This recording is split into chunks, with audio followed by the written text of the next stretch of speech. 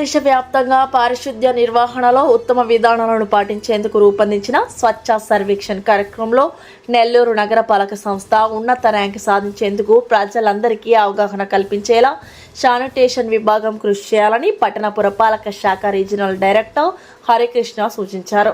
కార్యాలయంలోని command control centre విభాగంలో commissioner Vaibhav నందన్తో కలిసి sanitation విభాగంపై శుక్రవారం సమీక్ష నిర్వహించారు.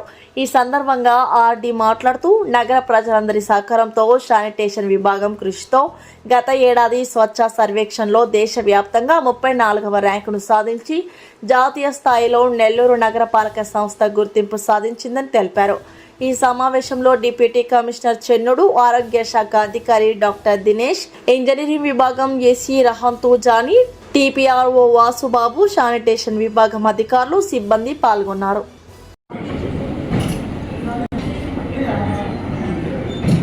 భారత ప్రభుత్వం స్వచ్ఛ సర్వేక్షణ్ పేరుతో దేశంలో ఉండే అర్బన్ ఏరియాస్లో శానిటేషన్ ఏది బాగుంది అనే దాని మీద గత 10 సంవత్సరాలుగా ర్యాంకింగ్స్ ఇస్తూ వస్తుంది. అందులో భాగంగా పోయిన సంవత్సరం నెల్లూరు దేశవ్యాప్తంగా 34వ స్థానంలో వచ్చింది. దాదాపు 8,500 12,500 కానీ 8,500 స్కోర్ చేయడం జరిగింది. అయితే ఈ సంవత్సరం దేశం మొత్తం మీద టాప్ 10 నగరాల్లో నిలబడటానికి రాష్ట్రంలో టాప్ ప్లేస్ రావడం కోసం నెల్లూరుకి అవకాశాలు ఉన్నాయి.